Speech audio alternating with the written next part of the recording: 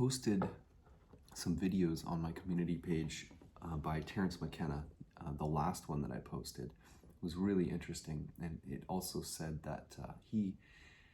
had the idea that time was being pulled forward by an attractor, similar to the concept of dropping a ball bearing in a bowl, and it'll go up and down the sides,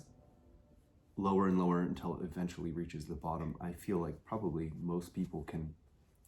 relate to the concept of feeling pulled along, especially if you feel there's kind of like a calling, if you want to call it that, that you're not necessarily clear on, but it feels as though it already happened and you're finding out as you go. I think that's an interesting concept. It also,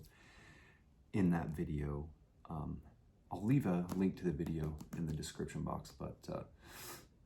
had to do with nature abhorring habit, and that it creates the novel, and that the best thing we can do for our children is leave them with a more complex and diverse universe, and that things potentially will find their best balance. And he spoke with that in relation to the I Ching, and that there's kind of like the ideal setup up for the ideal reading, the stack of the different lines. And so he also mentioned that the goal moving along for, nature in his mind was that everything would be in proper relation to everything else. And